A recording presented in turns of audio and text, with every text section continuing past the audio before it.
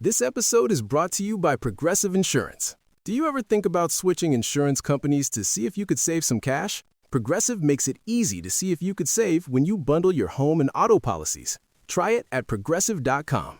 Progressive Casualty Insurance Company and Affiliates. Potential savings will vary. Not available in all states. The appendix really is the Ben Simmons of the human body. You don't need it. You don't need it. You don't need it. Just get rid of it. And you'll be better for it.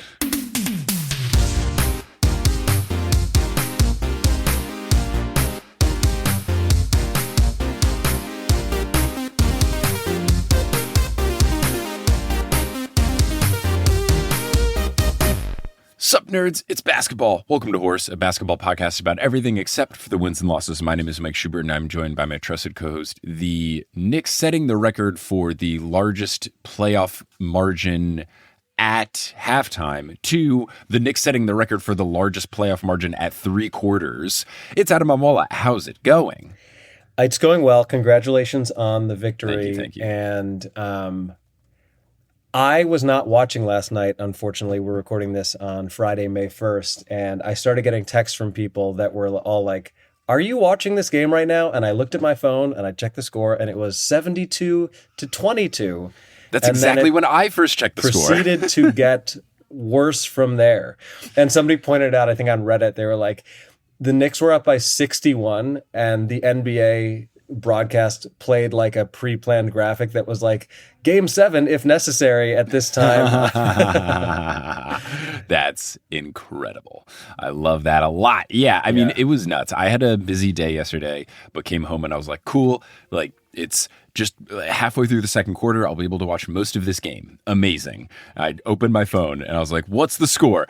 And when I went to do that, I had 5 text messages from people that all just said, what the hell is happening? What's going on? Oh my God, are you watching this? Yeah. So no indication if it was positive or negative. And I was like, oh no. And my first initial thought was, we're losing by a lot. This sucks. Right. And then I opened it up. I was like, oh, we're winning by 50. Very, very It's cool. just unbelievable that can happen in a playoff game. Really, that it can happen in a ever. road elimination playoff game. Like, this is something the Hawks have been waiting 3 days for, gearing all up. It's win or go home. It's do or die. We just got beat by 20 points the past 2 games. Yeah. The Knicks have embarrassed us on our home court at MSG. Now we're back on our home turf. Let's go. Let's defend it. Oops, we're setting records, and OG Anunoby has more points than our entire team combined. Yeah, he did not miss. The funny thing was watching the highlights of it after, like maybe the first 3 minutes of the game, it's close, right? It's, 9-8 or something like that. And at one point, the broadcasters, I think maybe it was Mike Breen, was like, yeah, Quinn Snyder was saying that the Hawks just had like a really, really great energy at shoot around today. And he knew his team was focused. And it was very funny to hear, knowing what was about to happen. The only thing I can even think of that this game resembled was, you're probably a little too young to have watched this in real time, but in 1998 in the Jazz Bulls final, that like final year that the Bulls won, there's this weird outlier game in Game 3 where the Bulls won 96-54. And That's like wild. Every other game in that finals and the previous finals, which was the same matchup, were extremely close. And then there's this one game where the Jazz just like didn't show up, and it's very, very strange. But congratulations to the Knicks. Congratulations to me for putting aside my pride and not only rooting for the Knicks, but going to a Knicks bar in Los Angeles to really watch cool. Game 5, which was electric. That was also kind of a wire-to-wire victory, but not as absurd. Just a comfortable, we're never stressing, my preferred sort of playoff game to watch. Yeah. Like, we're doing well, things are good, and we don't have to worry about it. Yeah, I mean, I appreciate the support. It's been nice. I am glad. Like, it's fun for all of the things that I was saying about the series to be actually come through. Like, it was all realized. I was talking smack privately and on this podcast about like, oh yeah, the Hawks ended the season 21-2 or whatever it was. Like, I think they ended 11-2. The Knicks were 12-2 to end the season. So like, I'm not stressed. Also, half the teams are tanking. So like, who cares what their end of the season record was? And then we went down 2-1 and I was like, oh no. But my very silver lining brain was like, okay. Maybe we kind of got punched in the mouth, and now Mike Brown will adjust and everything's going to be okay. And that exactly happened. Like there were 3 super duper close games. We lost those 2 games by like 1 point each.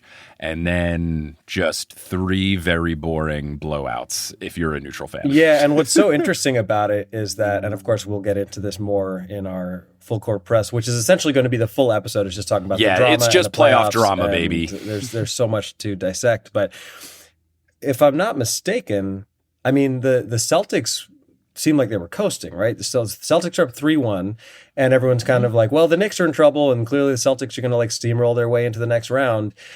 And now all of a sudden the tables have turned where the Knicks get to rest for a bit. They've, won a blowout, and now the Celtics have their backs against the wall heading to a game 7 as we record this. So it's going to be very interesting. And I think a lot of people were like, hey, even if the Knicks win the first round, they're going to get stomped by Boston. I'm not so sure because as we saw, if the Knicks are playing their best, they are going to be a tough out. And to me, the East is wide open. It's wide open, and I think the Knicks have been frustrating all year. Where it's just like, there's got to be a better team inside here, right? Like this, there has to be, surely.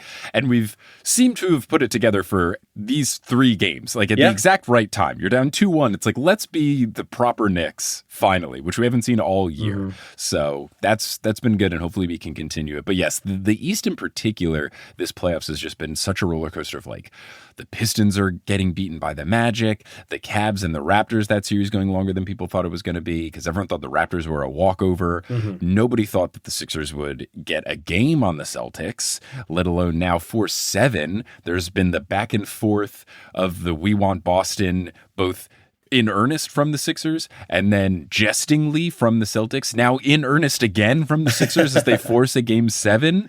Just ridiculous. So it's funny that if you took a snapshot when the Knicks were down 2-1 of the panic meter, I think the Knicks would have been in first place panic. Totally. And then now, a couple days later, we are in first place not panic. It's just the playoffs can do that. That's the thing about the playoffs. It's like within the course of a few days, you go from, oh my God, the season's going to be over to we're going to win this whole thing.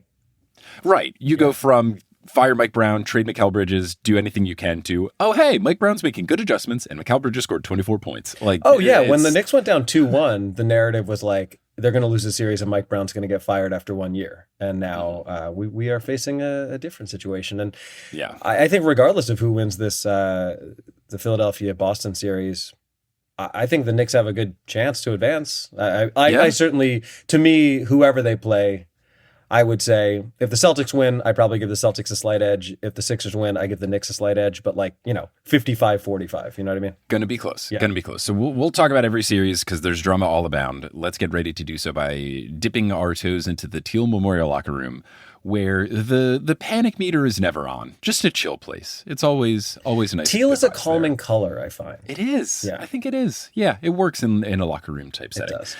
You know who else works in a locker room type setting?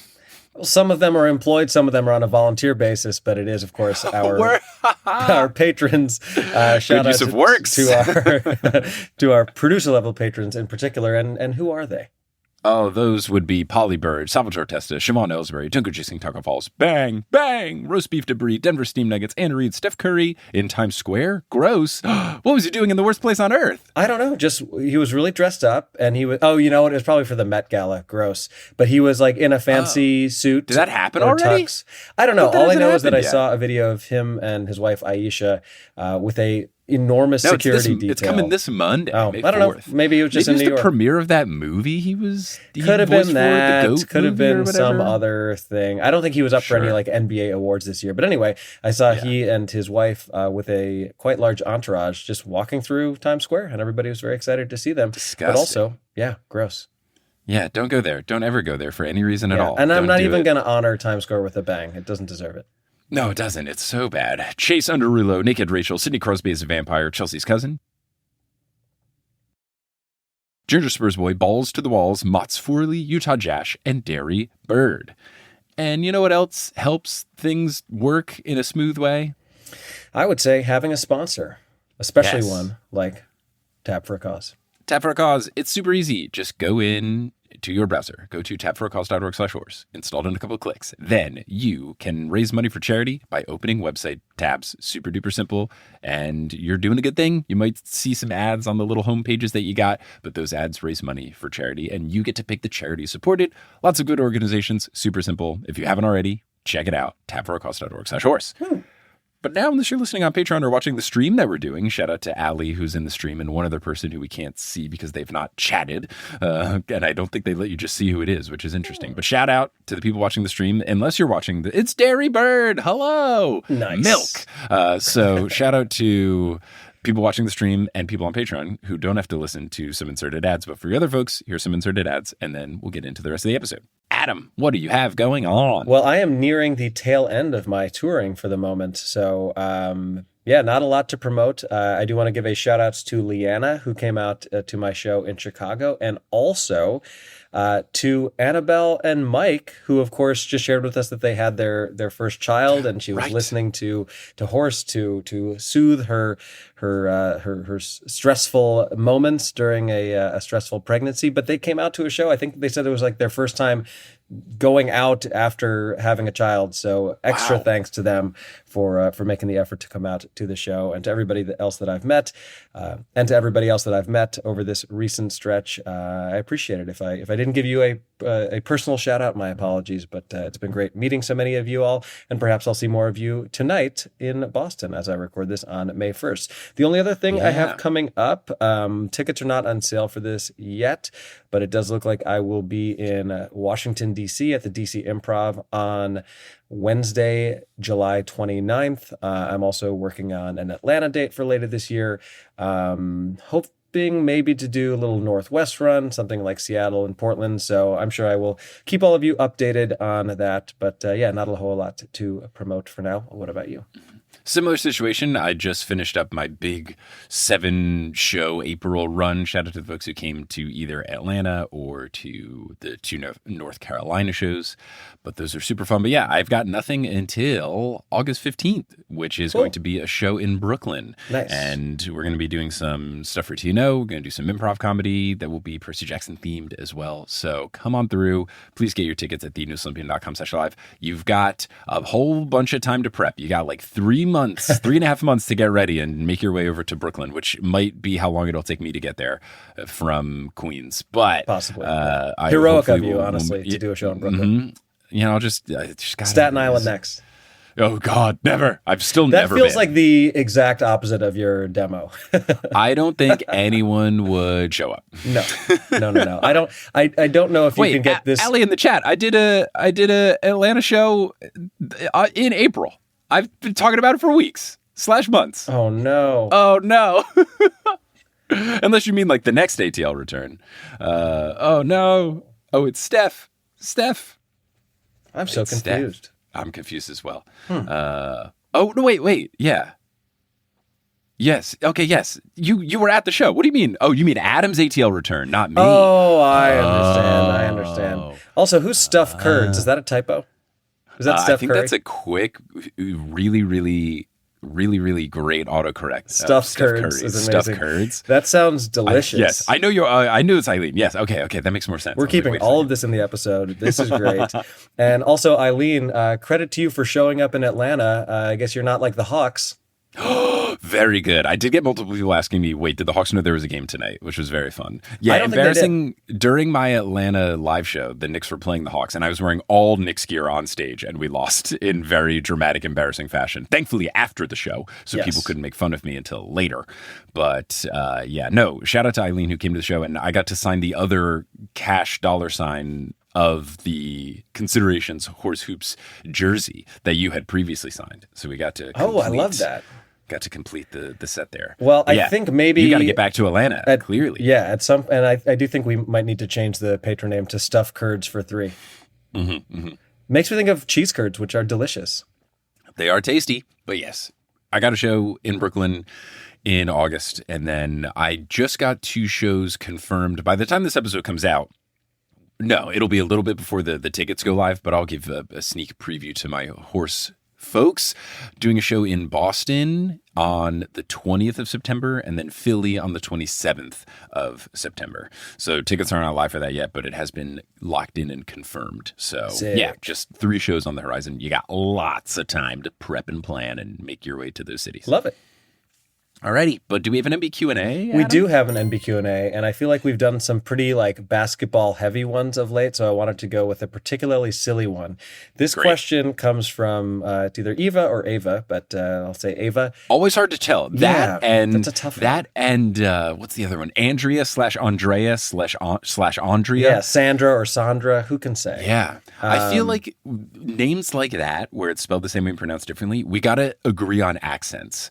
Like I recently got an email from someone, and it was really nice. They weren't Marcia, they were Marcia, and the C had one of those little accent marks on the top. And I was like, Marcia. Because at least it's a visual cue that you know it's going to be So different. like Andrea, no accents. Andrea, let's put something on the A.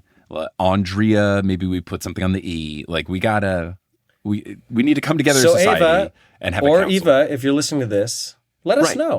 Ava, accent on the E. But context Eva, clues. no.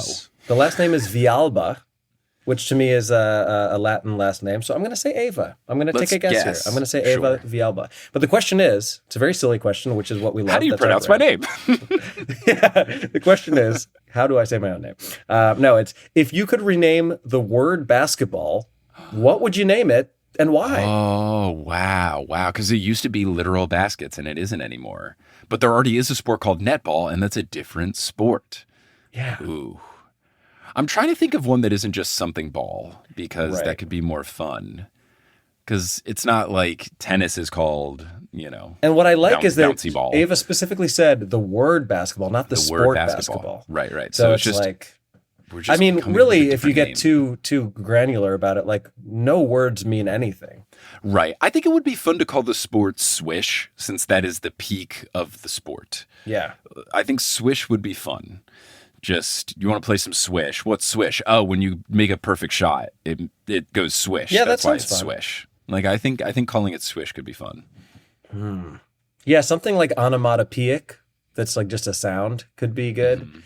How about just bang? Was that weird? Bang? No. Bang-sketball? That's fun. That's too close. Bang-sketball. Bang is fun. Eileen in the chat has suggested hoop ball, which I think would work. It's more accurate than netball and makes it more clear what you're dealing with. And then a lot of people do call horse. I was going to say a lot of people do call basketball hoops. A lot of people call our podcast hoops. A lot of I get so many people, I guess because the handle is horse. My hoops. mom calls it hoops. So many people are like, oh, you should talk about this on hoops. And it's just like it's horse hoops. It's horse. The podcast is horse. A lot of people call it hoops. But yeah. I would go with swish. You would go with bang. I think that's very fun. Yeah, for some reason, a one syllable satisfying sound feels like the most. Slam could be good too. Yeah, slam could be good. Let us know what you think. Yeah, let us know. Let us know, folks. But thanks for the question. But let's get into full court press now. Get it? Like the news? You get it. And there is news and news and news and news and news. There's news to be had. Let's talk about the drama in every single playoff set that's going on / has completed. Yeah. So for context, we're recording this one on May 1st.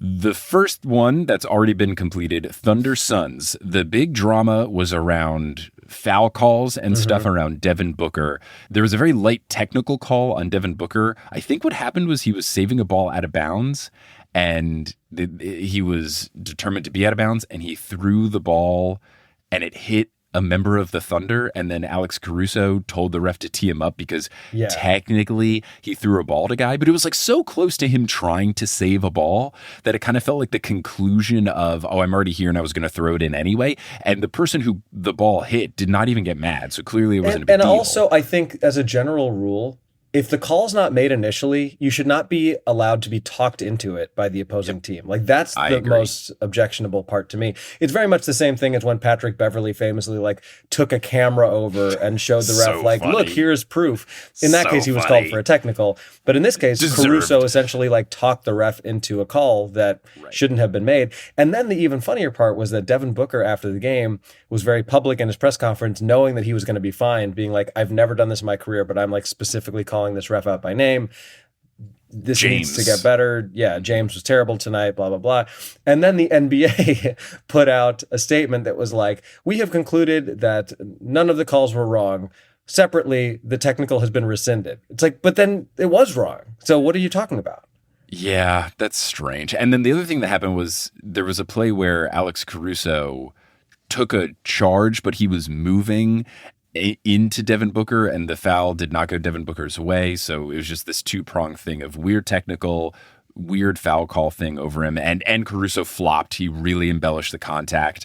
So Booker just very, very plainly and, in a very calm manner was like, I know I'm going to get fined. I've never done this, but I'm calling this guy out. And it seems like a lot of people had issues with this ref in particular, because just poking around the internet when those comments are going around, people from multiple teams were like, oh yeah, this guy reffed this other game and he sucks. And it was like, oh, this is the guy who he had a couple other times where he was like very quick to eject someone or didn't overturn a call that got challenged that seemed obvious. So it seems like people have problems with this guy. Thank God for a little bit of drama about that, because otherwise there was none in this series. This was exactly what we thought was going to happen. The Thunder completely rolled over the Suns. Yes. Every other series has had some sort of intensity, and the Thunder have been chilling. There was a really funny comment on a recent episode of the Zach Lowe Show podcast where he said, has any team ever gone to Cancun in between series? That's because they've just been waiting for so long. That's really funny. So, yeah, it's good stuff. All right, let's move it down. Lakers-Rockets is currently at a situation where the Lakers are up 3-2. The drama at first being that Kevin Durant had an injury, and he didn't participate in the first game. And I think also the second game. He played the third, but then he didn't play in the fourth. So, and then I also think he didn't play in the fifth. So he's only played one game. Yeah. He's only played and he's one, not so playing injury. in game 6, apparently. Okay. And then another injury. But the whole big drama there was while he was rehabbing, he wasn't on the bench for the first 2 games, I think. And that was strange. It was because he was getting around the clock treatment. I guess he didn't want to fly out to LA for it, blah, blah, blah. But it's just a very normal thing for injured players to be on the bench. Yeah, so like Fred VanVleet has been there the whole time, but obviously there's no question of him playing, so it's a little different. Right. So there's just there's the worry that whatever's going on, like with the whole burner phone situation, are there bad vibes that are persisting? Then there were some quotes from other people on the team taken out of context to make it sound worse than it was, because they're like, what's Kevin up to? And Eamon Thompson was just like, to be honest, I don't know. And then people were running with that on ESPN where they're like, his teammates are saying they have no idea where he is. And it's like, he was just asked, do you know what's up? And he said, no, but I think he's okay. And listen, I mean, so going into this series, we already knew that the Lakers would be without Luka and without Reeves for most of it. We didn't know that Kevin Durant would be out. So I think you and I both thought that the Rockets would win this series, despite whatever dysfunction they've been going through. All of a sudden, the Lakers go up 3-0. There's a lot of talk about, like, really just how incredible LeBron is at his age, throwing an alley-oop to his son in a playoff game. Like, all of it is ridiculous. But now we're in a position where we're back in Houston for Game 6. I think there's a real good chance that this goes to 7 games. Austin Reeves is back, so obviously that makes a big difference. But it will be interesting to see. I tend to think that whoever wins is going to get smoked by Oklahoma City, but I think the NBA would probably rather have the Lakers get through for ratings purposes. Definitely, and I think the now drama situation is, could the Lakers be the first team to ever lose from a 3-0? There's never been a 3-0 comeback. Yeah, teams have forced a Game 7 but have never won a Game 7. Right, so that would be a whole big drama moment. But I think I'm going to go out on a limb here, and I think the Lakers will win Game 6 because I will never hold on to this snarky Houston take of mine. It's a very fair weather fan city. I don't think playing home is that much of an advantage. Yeah, maybe not. The Lakers won the first 2 games there. And also, like, there are always so many Laker fans everywhere, even in the playoffs. Like, there's going to be plenty LeBron of fans. LeBron support. The other drama that was kind of fun, and I'll share the clip of this, was that Alperen Şengün was chirping at LeBron, and I guess said that it was a soft-ass call, I believe were his words. And LeBron heard it as he was at the free throw line, and there's a really good lip reading where you can see exactly what LeBron is saying, and it's essentially like, you're saying it's a soft-ass call, like, you? Like, bro, anybody but you can say that, but not you, which implies that, Şengün himself gets some soft-ass calls and perhaps is soft himself. And then LeBron made the free throw immediately after, which is very important because I think it was on an and one. Yeah, you got it. And what was funny is I was watching this game live and the camera angle was obviously not there. They cut to LeBron like right before he shot the free throw and he was laughing because he laughed at the absurdity of Şengün singing. And I was like, what's LeBron laughing at? This is interesting. Yeah. So then to see the clip afterwards that you sent, then it all made sense of, he was talking smack. I like this a lot. Yeah. So we'll see. That's the drama there. We'll see how it goes. Nuggets Timberwolves has been concluded in favor of the Timberwolves. They upset and won in 6 games. Despite their best player, without Ayo Dosunmu, who had become their best scorer the previous game. Amazing stuff. They lost Anthony Edwards to injury. Now he seems like he can come back in the next series. I'm shocked by that because that looked really bad. Yeah, I didn't watch it. It was like a knee dislocation. It was essentially, I mean, like if you are jumping as high as Anthony Edwards, which almost no humans can do, but he jumped all the way up in the air to try to block a shot and then landed with his leg like fully straight. So it almost kind of like bent backwards like a hyperextension sort of thing. Oh, so like the Giannis one. Yes, and this was in the same game that sadly the number 0 curse continued. Dante DiVincenzo tore his Achilles. Oh my God, everyone change your number right now. I know, it's That's weird. the 4th guy. Yeah. Don't wear the number 0. Get out of there. But I'm shocked that they won last night because they were so shorthanded. Obviously, they were at home. They only played 8 guys. Yeah, and they were down. There was some stat of like no playoff team has ever lost like 3 double-digit scorers and won a game. Like it was truly to lose AO to play as well was ridiculous, and then to win by like 12 points was just an embarrassment.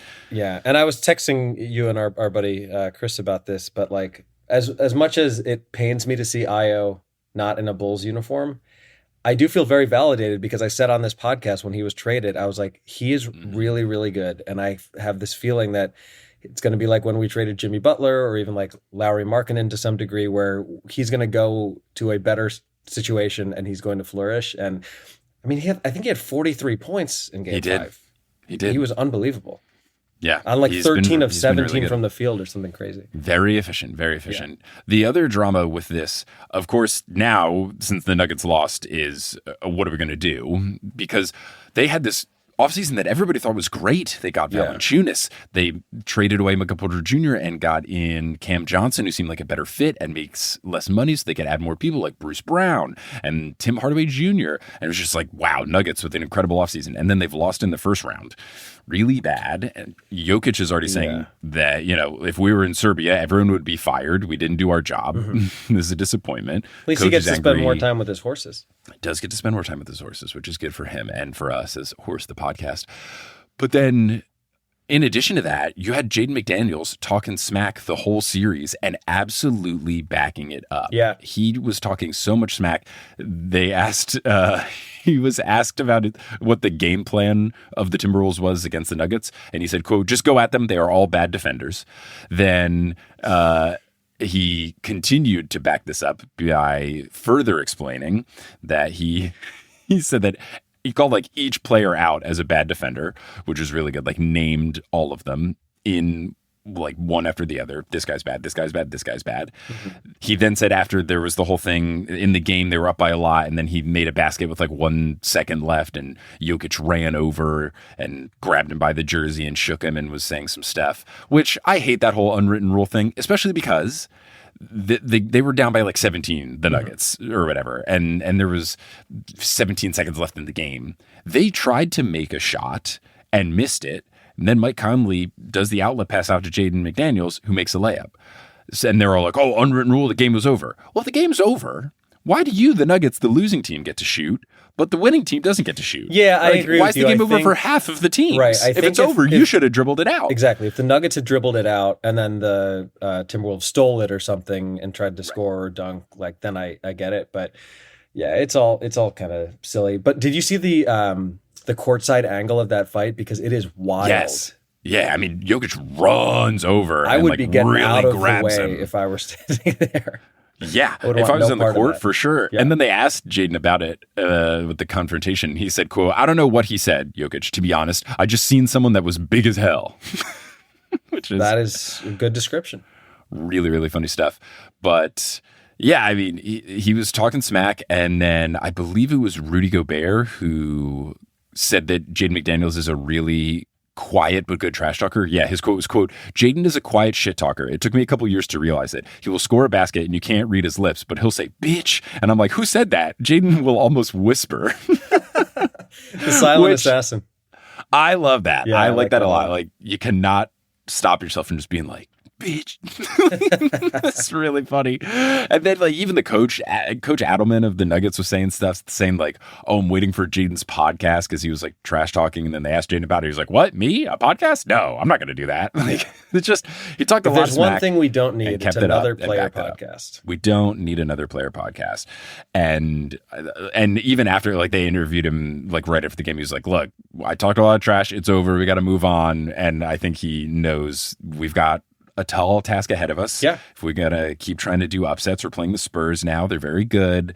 I don't want to give them any bulletin board material. Oh, that was the other thing they said. There's something they asked Jaden McDaniels, like, what motivates you guys to play these games? Like, what motivates you to bring everything you can against the Nuggets? And he said, "We just see the name written on their chest and we just go after it. We don't care." Well, there's history there, obviously. Yes. And this is a big moment for the Timberwolves because they have been, stopped by the Nuggets at various times in the past, and it's become somewhat of a rivalry. And credit to them. I'm pretty sure I picked the Nuggets to win this series, so good for the T-Wolves. Right. And it's the perfect playoff rivalry, NBA rivalry that we want. This is how rivalries form in sports, is you just run into the same team in the playoffs. Yep. Doesn't matter who's on the team. If the same teams just keep playing each other, you just start hating the other team.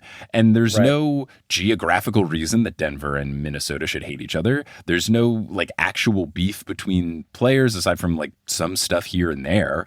It's just straight up, we've played each other a lot and we get angry sometimes, and it's a perfect rivalry to form. It's why in the 90s the Knicks hated the Pacers and the Heat and the Bulls. You just like run into the same teams over and over again. So it's exactly what the NBA wants. And it's also why, and we still have one more Western Conference series to cover, but it's also why it's exciting that like it's either going to be Knicks Sixers or Knicks Celtics, and either way there's history and drama there. So that's going to be fun. But before we get there, the Spurs defeated the Trailblazers in 5 games. It would have probably been 4 if Wemby had not gotten hurt. The big drama is that Wemby suffered a concussion in, was that game 3, I think? Yeah, either 2 or 3. And it was scary to watch because he like tripped, he hit his head. He looked like he was like out cold for a couple seconds. Yeah, it was like ugly to look at. And the good news is he's fine. He missed 1 game. He cleared whatever concussion protocols in place. However, the drama, we're not going to know the extent of it until after the season. But he came out with this very kind of cryptic statement where he was like, "I'm really unhappy with the NBA for how they handled my concussion. I don't want to talk about it right now. Like, ask me about it after the season. I think the Spurs staff did a great job, but like, I'm not happy with the NBA, but I'm not going to tell you why." And so I don't really know. Nobody knows what that means exactly. And I'm not sure if it's in relation to like the protocol that he had to get through, or how, who the NBA sent to handle it. Like, I just don't know enough about that process. I'm glad that it's in place, but it sounds like for whatever reason, he was not pleased with it. I don't know if it was like he thought he should have been cleared to play, but they said, no, you can't, or what the deal was. But it'll be interesting to see what comes out after the season. Yeah, it seemed like it could be the classic case of player wants to play immediately and organization doesn't want concussions to have lasting negative impact on players, because it can really end careers. To make a baseball reference, like Anthony Rizzo, his career just straight up ended because he got a concussion and then didn't take proper rest, and then he was just like bad for the Yankees for a year and a half, and then it was just like, that's it, game over. I am currently wearing a Cubs sweatshirt, so yeah. It's been a baseball reference for me this whole episode. There you go. Yeah, that's why you got to watch a silent one, like Jaden McDaniels. Hey, just hoping you could hear it. But yeah, I think we'll have to wait until the season ends until we know what really went down. Only other drama would be on the Blazers side. One, Denny Avdia kind of got like annoyed with players and the fans and stuff. His entire brand of basketball is just let me drive and get fouled and make shots. And that's just going to make him angry at the refs or the defenders. The defenders mad at him. He did a thing where he was like yelling at the crowd. The crowd was yelling at him. Like, it's just going to happen. Yeah. But then the other drama was going down is with the new owner of the Blazers. He has been very stingy with some of the money-saving techniques in silly ways, like not doing T-shirts for the fans for the first games, even though every other team did it. And then also not paying for the travel expenses of the people on two-way contracts. So the people who are on two-way contracts who like can play part-time in the G League and part-time on the NBA team, they can't make the NBA roster, or there's a smaller number. So they're not going to play, but every other team still has those guys travel because they've been part of the team, they've been on the bench, they want to be in the locker room, stuff like that. Every other team has done this, no question. I don't think there's ever been a situation since they instituted this type of contract where these players weren't there. And then the owner of the Blazers just didn't pay and didn't want those guys to have to, travel and I guess take up hotel rooms and spots on the plane. And the weird thing about it is though, like, there's already a chartered plane. So theoretically, other than extra weight, what's the extra expense there? I think like 2 hotel rooms and some food, which is absurd. For an NBA team at any level to be stingy about something like that, like that's like amateur hour. This guy's a billionaire. What are we talking about? Yeah. It's so silly. So did that, and then it's just is they're ongoing looking for a new coach, even though Tiago Splitter is coaching the team. Now they're eliminated, but he was like actively coaching the team. And there's all this news about them trying to add a new coach, but like really lowballing people with offers. Like they don't want to pay more than $1 million or $1.5 million, which is like for very a head low. Coach? Yeah. Well, then they need to go to 1994. Right, or like get a high school coach in there or something. Apparently he like went to a college coach and was like, hey, I'll give you $1 million to coach the Blazers. And he's like, I make more money coaching a college team. I'm not going to do that. So it's just weird. Like why? It just sucks to see people. And this guy also owns the Carolina Hurricanes, who are a very good hockey team, who have been in the playoffs like every year for years and years. I read something about how good they are, but I don't watch the NHL at all. So it's like he has the history of like running a team well. Adam Silver is trying to support him, using that as inspiration of like, well, he's good with his other team, so maybe he knows what he's doing. But I don't know. It's just weird. It just sucks because owning a sports team should be one of those things where it's like a privilege. It should be like a Mark Cuban or a Steve Cohen, where it's like, this is a cool thing that not a lot of people get to own, and I will put money into it. And like, yeah, maybe I don't even break even, maybe I lose money, but like I get to own a team, and that's really cool. But then when people own a team and then they use it as like a passive income investment, it just sucks because there's so many people that are very passionate about it. There's fans that are passionate about it. There's people whose careers are affected by this. Like it's not just a hedge fund. Like this is an organization with hundreds of people who actively work for it, and then thousands of people who care about it. I think the problem in sports is that because of revenue sharing, it has created this vacuum in which owners who are very cynical and just see a team as like part of their portfolio, they can come in, own a team, not invest any real money in the team's operations or the team itself, but because of the revenue sharing from like TV contracts and streaming contracts, they still end up making money. And that's a really sad way to run a team. And I feel bad for fans of those teams. And I mean, I'm one of them. Like Jerry Reinsdorf, who owns the Bulls and the White Sox, like he really does not care about the product that goes out onto the field. And I guess he must be making enough money from all that other stuff that even when White Sox games have 8,000 people in the stands, or when people stop showing up to Bulls games, there's still money to be made. But I think for the Mark Cubans or even Stephen Cohen, who owns the Mets, and obviously they suck right now, but the point is, like, generally speaking, if you invest a lot of money into a team and they're good, you're going to make a lot of money back. So like, why would you not do that? Yeah. So that's the drama with the Blazers. Let's move it over to the East. The drama with the Pistons and the Magic is that the Magic are winning 3-2. The Magic. And we're up 3-1.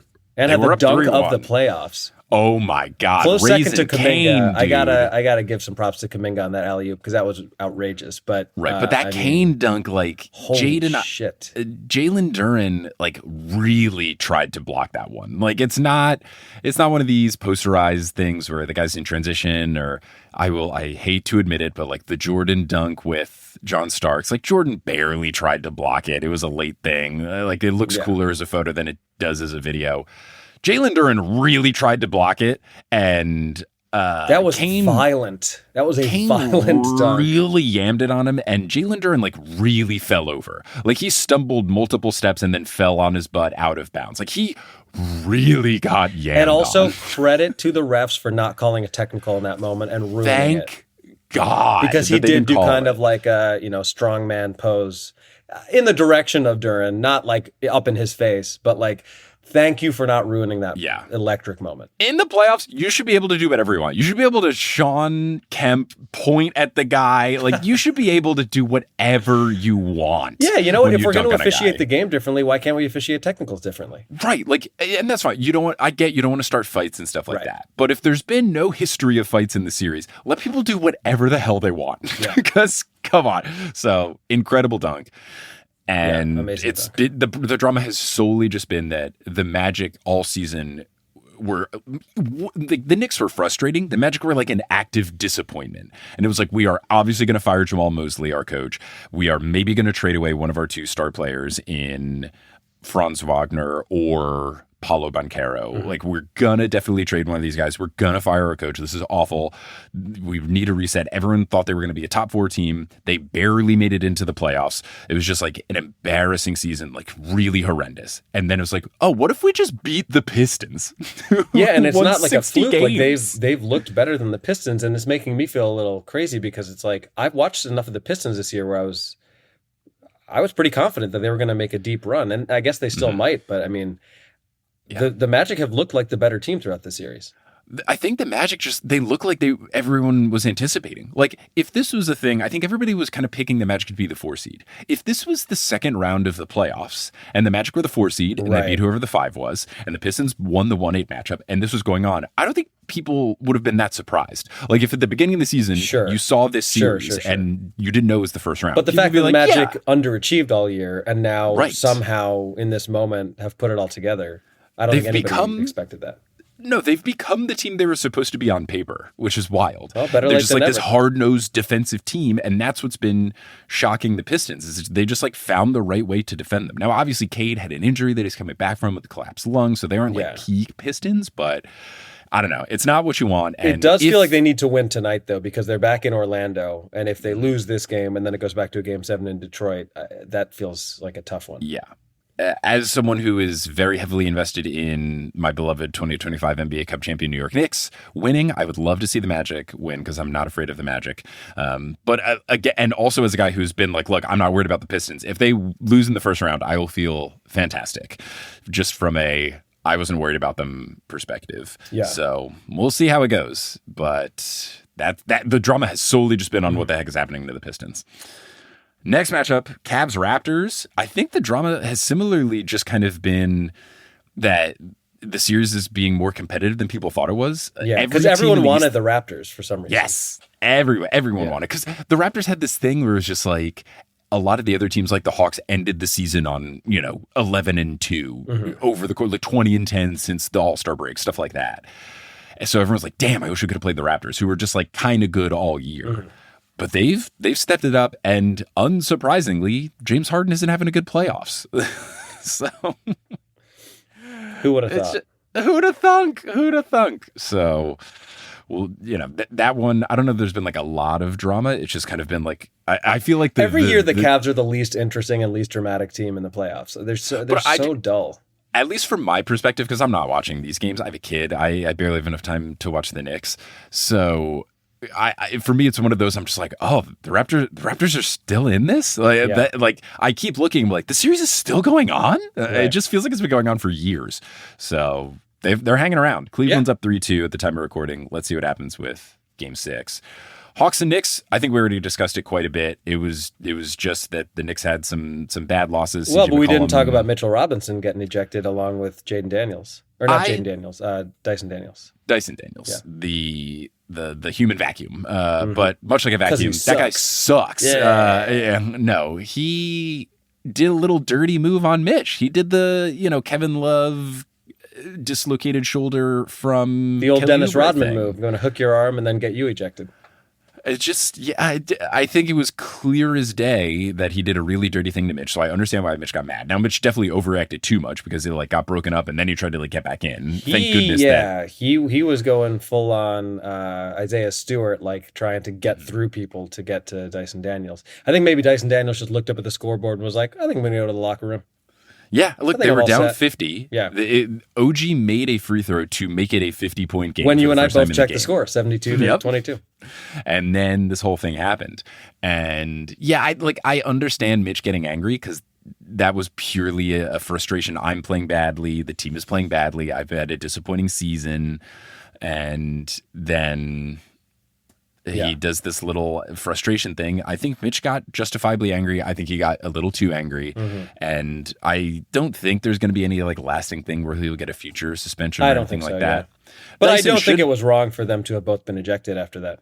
And honestly, we're up by 50 points. I don't care. I think maybe the refs were doing a thing where it's like trying to prevent a fight, which is like the whole point of these ejections. Right. And it's like, look, it's a huge blowout. Let's get this guy out of here just to make sure that there's no I think it would have been a much more controversial decision if it had been a tight game at that time. And I don't think they would have ejected them if it was a close game. But like down 50, like just get him out of there. And me as a fan, I was like, all right, well, look, get everybody out of there. I was like, cool. My feeling was once they went up by 50 and then kept increasing it, I was like, get all of the starters out and don't bring them in unless the lead gets like under 30. It was one of those things where it was just like, I think even the plan was probably like, we'll play a little bit of the third quarter, but we came back from halftime and we went on a 10-0 run. They took out all the starters halfway through the third. It's an unprecedented situation because a lead of that size has like literally never happened in a playoff game before. But thinking back to, when Derrick Rose first got hurt and the Bulls were up, 14 points with like a minute left and he's still out there. Just imagining that if somehow, Jalen Brunson re-injures his ankle on the floor up by 55, everybody would be losing their marbles, rightfully so. So I'm a little surprised that as many of the starters stayed out there for as long as they did, but then everyone on the Knicks scored. So good job, Knicks. Good job, Knicks. I think probably what it was just like, we've been playing so well. Let's keep this rhythm. I think it was more of a momentum thing. Like, we're going to have a couple of off days. Let's keep this game going so we have such good vibes that it lasts until our next game. Cat got a triple-double on 4 field goal attempts. Cat's been playing very well. Yeah. It's been very exciting. He's been playing good defense, which is really fun, so that's good. I also thought the interview with Mikal Bridges after was really fun. They asked Mikal, like, have you ever been a part of a playoff game? Like, when's the last time you were in a big blowout like this? And he was like, when I was in that game in Phoenix and we lost, which was like the exact same kind of situation. Like, it was which game was that? The one was like game 7 against the Mavs, and it was all like, they're on their home court. They got to win this game. They had been up in the series and the Mavs clawed their way back, and then they were down by like 35 at the half or something. I remember that, yeah. Luka had almost more points than them, one of those things. Another sad end to a Chris Paul season. Right. That was the classic thing that's always on the subreddit for the NBA Reddit, which is Chris Paul makes a huge 3 to cut the lead down to 41 or whatever. Exactly, yeah. There was a flip of that in this game when the Knicks took their greatest lead, which I think was 60 or 61. It was Josh Hart nails a clutch 3 to put the Knicks up by 61. Yeah. And funny enough, I think that game, it was also in Phoenix. And the Mavs beat the crap out of it. It was similar on the home court. So Knicks stuff, we discussed it. Very good. Happy. And then Celtics Sixers, it's tied 3-3, game 7. No one would have predicted this. Well, everybody thought this was going to be 4 or 5 games. No one knew that Embiid was going to play, and he is appendicitis. Playing, what the heck? Balling. He looks unbelievable right now. And I got to tell you, I think the Sixers might win this series. There's a chance. It's wild. So my money's still on the Celtics to win a game 7 back in Boston. Yes, but I mean, if Embiid keeps playing the way he has, it's impressive because the Sixers look dead in the water. For this season, the whole thing was the Celtics' big question mark was their big men depth. And during the season, it didn't seem to be an issue. But now in the playoffs against a really good big man, it's becoming a problem. Well, as someone with a little context here, I can attest to the fact that Nikola Vucevic cannot play defense. So that's unfortunate. I don't know why they thought adding him would be the right move because, frankly, I don't know what the contract situation was with Luke Cornett, who is now the backup for Victor Wembanyama in San Antonio. But like, he was a great backup big. Yeah. And I don't know if maybe he just signed for more money or I can't really recall. I think well, this season they were just trying to get under the tax. Right. They thought they were going to be like a better version of the Pacers, where it's like our best guy's hurt. Let's get rid of, we'll make the Porzingis trade, we'll make the Drew trade, we'll get under, and then we can bounce back next year. We'll take a step back. But then they were just really good. And Joe Mazzulla coached the hell out of them. Like, I'm going to be ready in March. Right. So I think a lot of their moves are more contract based. Even the Anthony Simons eventual Vucevic trade, I think, is more contract based than anything. Like they needed a big guy. He's not the big guy, but like I think they were making contract moves. Right. But yeah, I mean, like he's old and slow and never was good at defense. So that combination of things is not ideal. Not going to help. Joel Embiid, a guy who's always hurt, has to get his appendix removed like a couple of days before for that to happen. It's like truly right before laughable. the playoffs. Yeah. Now I texted my buddy Steven, who, he's a doctor, and not only is he a doctor, but he also has had his appendix removed. Huh. So he's been on both sides. Did he remove it himself? Because that would be a baller No, move. he did not. That would have been a baller ass move. He has been on both sides of this. So I texted him about this because Joel Embiid came back, I think 15 days after getting appendicitis, which seemed quick that's and post-op. That is a surgery that you have. Correct. So I texted Steven and I was like, hey, he was only out for 15 days. And I think like when he came back, he was looking a little rusty, but then now he's playing out of his mind. So I was like, did he come back too early? What's going on? And Steven said, I came back at about 2 weeks and I think I came a little too early. I went back to work. It was painful for me to do stuff, in the doctor's office. But I was invested and I was cleared. So I went back in it. But then he said about Joel, Joel is a younger, I assume, and healthier, definitely, person than I am. So a little here's different. The thing. All due respect to Dr. Para, I tend to think that playing in an NBA game is slightly more strenuous than being a doctor. Right. So youth, sure, but to be playing in a contact sport 2 weeks out from an appendectomy, I mean, clearly he was allowed to play by the medical staff, but like, wouldn't you still have stitches? And like, if you were, elbowed in that area, it could be an issue. I don't know, but he got there and he's good. Stephen did clarify, ending this conversation with, I am not a sports medicine doctor and I don't take care of Joel Embiid, so I can really only comment on my experience. And I replied, I think the crucial element here is, and this is true, fuck Joel Embiid. So I think that's the big takeaway. Yeah. To steal the John Oliver delivery of saying, and this is true, before telling someone to go fuck themselves. The appendix really is the Ben Simmons of the human body. You don't need it. You don't need it. You don't need it. Just get rid of it. And you'll be better for it. Yeah. Or the Kevin Durant, right? Like, it's there. You're like, we need this. And then you get it removed, and then your team is instantly better once you get rid of him. Are we anticipating, I'm not wishing this, but like, it would be so Sixers if all of a sudden, like half an hour before Game 7, they're like, Joel Embiid also has to have his gallbladder removed, so he's going to be missing Game 7. He's got to get the tonsils out of there. Stone. It's like an increasingly ridiculous thing, but he's just got the worst injury luck. So yeah, I mean, you've got the stuff there. Paul George has been playing well, which is funny given that like his whole season was him not playing well / being suspended for doing some sort of drugs. Playoff P. Playoff P is here. Non-derogatory this time. Yeah. And yeah, Game 7 is on the horizon. It's absolutely wild. And as commented, the whole drama with the fans was that as the Sixers were winning their play-in game, that no one expected them to win against the Magic, the fans started chanting, "We want Boston, we want Boston." And then as the series went on, the Celtics took a lead and the Celtics fans at the Sixers arena, because it's close enough you can take the Amtrak, Celtics fans at the Sixers arena started jokingly chanting, "We want Boston, we want Boston," which is an elite I like that a That's lot. phenomenal that's really stuff. Well done, Boston fans. I don't want to tell my hat to, but I have to. But then the Sixers won Game 6, and they start chanting, "We want Boston, we want Boston," back in Philly, and Joel Embiid's hyping them up and stuff. Oh, it's going to be big in Game 7 for who gets to chant, "We want Boston." Yeah, and listen, I'm sure you disagree about the Knicks of it all, but as a fan of just basketball and my team not being involved, give me every Game 7 possible the entire playoffs. Sure. I want them all. Every other series that the Knicks are not involved in, please go to 7. Every series that the Knicks are involved in, 4, where we win all 4. I would love that. But no, I think in this situation, I was confident if we played either of these teams. I never expected that we would maybe play the Sixers. I thought the Celtics would take care of them quite quickly. Even if the Sixers don't win, just the fact that the Celtics had to worry about the series, the fact that it went to 7, not only from them being more tired, but also from like a shaken confidence perspective, I feel great. Like the Knicks, even if we played the Celtics, riding high, 3 blowouts, incredible, historic blowout to close out the series. Celtics, oh my God, we had to get 7 to beat the Sixers that nobody thought was going to be good.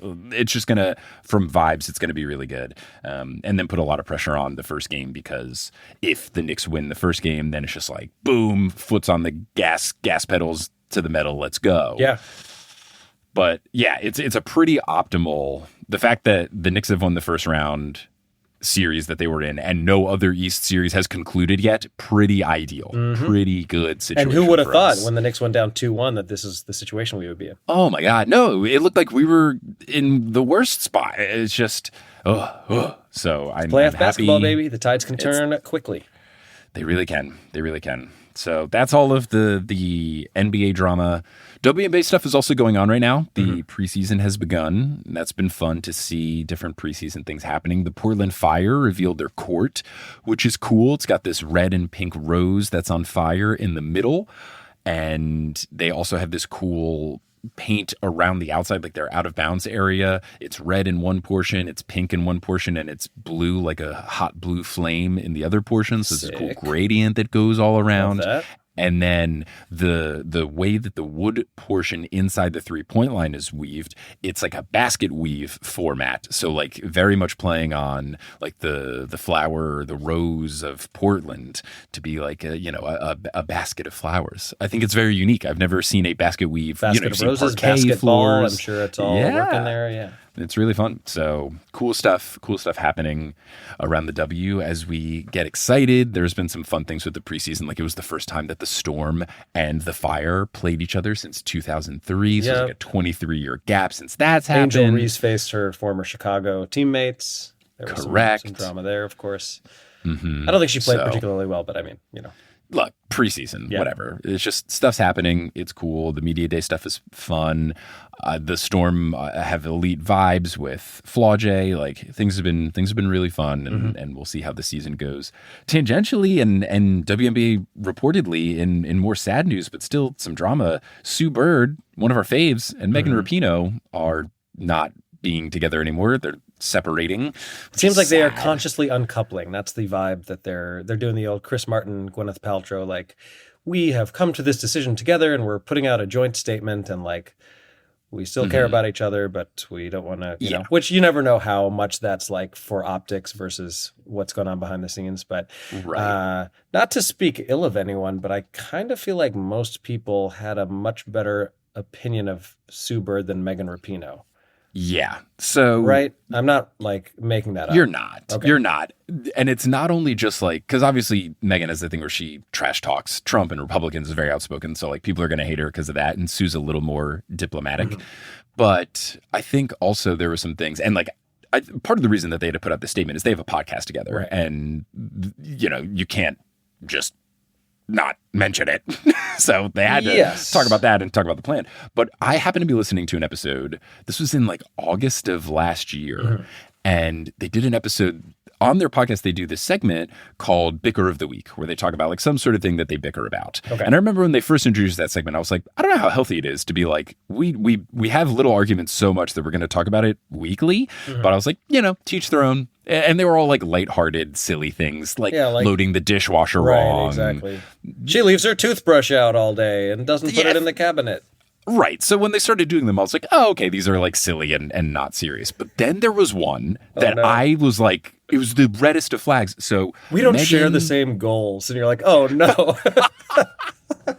God. It was Sue was like, saying this is going to be bigger week and like tease it up like, Megan, do you want to take this one? Because you're not going to come out looking good here. And like it's still with a smile on her face and lighthearted, especially if you watch the videos and stuff. But basically the shortest version of this, and you can find like the clip on YouTube for a full thing. Maybe we can even link it. But the shortest version is that Megan took one of Sue's favorite athletic shirts and cut it into a crop top because Megan wanted to go on a hike and wear it. But it was like apparently like a very long torso shirt, which is why Sue liked it because she, I guess, has a long torso. But Megan wanted a crop top and liked the style of it, I guess, from the top half up. So without asking, cut one of Sue's favorite dry fit shirts into a crop top and then took it on a hike. Didn't tell Sue, just put it in the dirty laundry. The most and then direct Sue analogy. What'd you say? No, I just said if that isn't the most direct analogy of like what's on the horizon. Yeah, so Sue only found out because she like did laundry and then like went to fold the shirt and was like, "Where's the other half of my shirt?" And then asked Meg. So just like, I think it's one of those things like, oh, you know, a shirt, whatever. But like when you go a step deeper, for not just like, if you do that to one of my shirts without asking me is wild. Like, even if it's a shirt wild. I don't care about, it would still be like, why wouldn't you ask me? But one of my favorite shirts that like apparently Sue's had this for a while. I think it was something that she played. Maybe it was like a USA basketball thing or an Olympic thing. It was some sort of like she got a free shirt from being on some team that she was on a long time ago and has worn it and worn it and worn it. And it's one of Sue's favorite shirts specifically because of the way the long torso fits. Well, if Sue wants to be petty, she should give Megan the bottom half of the shirt in the divorce. I don't think she has it. I think Megan threw it away. Oh, man. So... yeah, I think, and they weren't married, so they were just engaged for like and 7 to 10 have years. Or kids? No kids. Like, yeah, so like it's all fine in terms of like it could be so much worse. Yeah, but like I heard that and I was like, that's weird. Like that's to not even ask and just do it with one of your favorite things. Like that's just such a small level of disrespect, or not a small level, but I think like that is such a significant amount of disrespect or just like lack of concern for your partner that I was like, that's super weird. And I did some digging after the announcement and in the subreddit where everybody's looking for the tea because they've been pretty like closed off about it, as they should be. It's private, but like we want the mess. A lot of people in the subreddit are like, vibes have been weird ever since the cut t-shirt incident. And I was like, I fucking knew it. Yeah, like it's just, you clocked it. I can't imagine destroying or altering a prized possession of Kelly because I want to wear a thing. Like it's just really weird. So maybe there was some other stuff similar. And in the video where they announced it, Megan looked more sad than Sue. And I don't know if this is just Sue has more media training or whatever, because Sue does way more public facing like broadcasts and all these sorts of things. So maybe that's it. But like, if I had to guess, I think Sue broke it off. If I had to guess. Yeah. Well, and similarly for the younger generation, there's been all this talk about like are Paige and Azzy still together. There's been a lot of questions asked. Then the team has like kind of intervened and been like, stop asking questions about this. Then Paige came out recently and was like, our relationship is our business. Like, we're not going to share that with you. So it's been kind of odd. Then obviously Paige, actually the same day as like the Megan and Sue announcement, put up this post of her like with Nika Mule, which people perceived as something that it wasn't. They're friends, and like Paige was going there to support her after her knee surgery, and you know, but very interesting. But then I did see this video the other day of I think it was Paige and Azzy's first time playing against each other in high school. And there's all this footage of them like smiling with like these twinkling eyes at each other. And everyone's like, this is legitimately like real life heated rivalry. Like, have these two been secretly, you know, having a thing since they were, you know, in high school before they even got to UConn together? So who knows? Who knows? Whatever's going on with Paige and Azzy, I hope it's all good, whether they are together or not. Like, again, people just got to stop asking. And like they were asking Azzy in like her first press conference. It's one of those things like, I think you can ask this question, but like not on her first one. And like in a more, I don't know. It's just, let's wait. Like, just everyone's being too weird, or at least certain people are being too weird about it. But yeah, sad bird noises for Sue. Caw, caw, cuckoo. But hopefully everything's okay. And you know, well, as someone who's been through it myself, generally speaking, these things are for the best. Like that doesn't mean they don't suck in the moment, but like if one or both parties are not happy, it is probably best to go your separate ways rather than let things get exponentially worse and more, you know, whatever the word would be. Nasty. Right. I don't know if it's you or another comic joking about their divorce. It's like, we should celebrate them because it means unhappy people decided to separate. Oh, sure. There's a lot of people who are still married who are miserable, and that's not something to be celebrated either. So yeah. For sure. Do we, before we wrap up, do we want to touch on the tanking stuff, or should we wait until it's like solidified? Let's wait till it's solidified, but very briefly, do you want to say what the proposal is? Yeah, well, the weirdest part about it is it's a way to make it more equitable and less linear in terms of like which teams are in the lottery and which are not, which ones get the, you know, the extra ping pong balls. But the most interesting wrinkle of it is that the bottom three teams record-wise would be penalized in this situation. They're in the relegation zone. Exactly, which I kind of like. And if you're not familiar with relegation, this is something that you see a lot more in I'll say football if you're not from the U.S. and soccer if you are. In like the Premier League, the worst teams literally get sent to a different league. So it would be like if the, let's say, Wizards got sent to the G League and a G League team got to come up to the NBA, whoever, was the best in the G League. Mm-hmm. And I like that because it really de-incentivizes tanking. So the idea here is that like even bad NBA teams still have enough talent to try to win games. And I think the hope is that this will make teams in that bottom tier at least try to be competitive enough to win, 30, 35 games and have a product on the court that's not laughable. Because we've seen over the past few years that there are teams that are like, yeah, we'll just lose 65 games and be complete laughing stock. And we don't care because we know we're going to get a, top 3 or top 4 pick. The other part of it that's very interesting is that there are going to be limitations to how many consecutive years a team can get a top pick. Yes, so you can't get a top 5 pick 3 years in a row, and you can't get the number 1 pick back to back.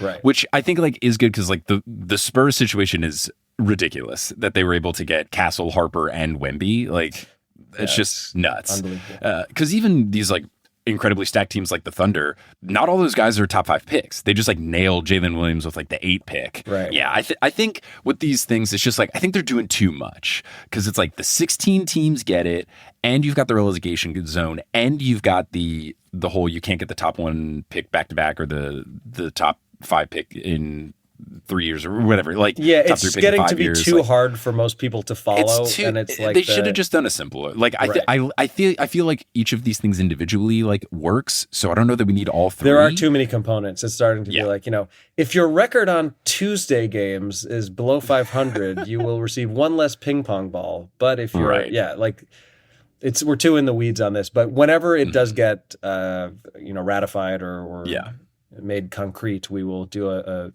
more in-depth breakdown and try to, make it consumable in a way that we and then eventually you can understand because there's a lot going on.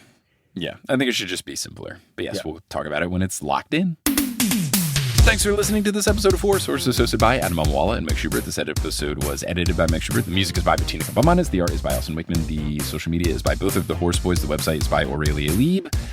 And I think that's everything. Thank you to our producer-level patrons, Polly Burge, Salvatore Testa, Siobhan Ellsbury, Don't Go Chasing Taco Falls, Bang, Bang, Roast Beef Debris, unfortunately not world champion Denver Steam Nuggets, Anna Reed, Stuffed Curds in Times Square. Squeaky squeak, baby, squeaky squeak. Chase Underulo, Naked Rachel, Sidney Crosby as a Vampire, Chelsea's Cousin, Ginger Spurs Boy, Balls to the Walls, Mats Furli, Utah Jash, and Derry Bird. You can follow us on Instagram and Facebook at Horse Hoops and on Twitter at Horse_Hoops because Horse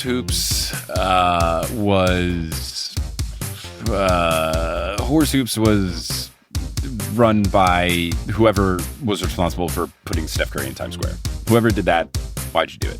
I also heard Horse Hoops has petitioned to keep appendixes in our bodies for no reason. Raw meat. Let's eat more raw meat. Is that an RFK impression? It wasn't, but I really did nail it by being all like, I think we should have more raw meat. I feel bad because I'm sure that's some sort of like thing that's out of his control. He's such a bad person. Maybe I don't, but like, I don't think his voice is caused by his stupid health crap, but I want it to be so that I cannot feel any sort of guilt. My friend Drew Dunn, who opens for Dane Cook, also who you've seen, he has this joke. He does a very good RFK impression. He's like, have you ever considered that he could have been president if he just did one? He was a lozenge and a cup of tea away from being president. Anyway, you can go to our website, horsehoops.com, for links to the many things we talked about today, including some vicious dunks. What else do we have? We've got some perhaps Sue Bird and Megan Rapinoe drama. We'll post a link to the tanking proposal and much, much more. Yes. And if you want to support the Horse Boys, you can go to patreon.com/horsehoops. You can watch these live streams where you can see the cool clothes you're wearing. Like I'm wearing all Nick stuff because I'm We're both in blues, but different blues. Very Nick's superstitious. Got it. Looks similar to my eyes, but what do my eyes know? Nothing, because they're color blind, but you can get a bunch of cool stuff and ad-free episodes and more over at patreon.com/horsehoops. We'll close this episode out by saying something on the count of 3. Do we keep it going? Do we wish the best of luck to the 2025 NBA Cup champion, my beloved New York Knicks? Yeah. Okay, sweet. You know what we're gonna do though? We're gonna play into this new meme. I'm just gonna say, bring on Boston or Philly. Okay. Yes. We want Boston. We want Boston or Philly on 3. Right. 1, 2, 3. 3. We want Boston or Philly. I'll take it. Also, shout out to the guy in North Carolina who was confused by my 2025 NBA Cup champion New York Knicks shirt that my dad got me. I was wearing it, and he like stared at me up and down. He was like, "Oh, I thought that was the NBA championship." Like they didn't win it. I was like, "No, it's the NBA Cup. It's the first thing we won in 50 years. I got to celebrate." Correct. The NBA champion New York Knicks shirt would be at least 50 years old, and unfortunately has just been cut in half by Megan Rapinoe. Oh no! And that guy was a Bulls fan, so we got to commiserate on the Bulls stats. I hope you gave him a hug. He needs it. He was glad that Kobe White at least got traded to the Hornets so he could keep watching him. I feel that way about the entire playoffs. I watched the game last night. I get to see Vucevic versus Dalen Terry. I watched the Timberwolves. I get to see Ayo Dosunmu balling out. I got to see Kobe White playing. I mean, the Bulls are scattered all over the place. Caruso's probably going to be back in the finals. Good for them, you know? It truly makes me feel like watching a friend get out of a toxic relationship. Congratulations, and I hope you thrive. Amazing.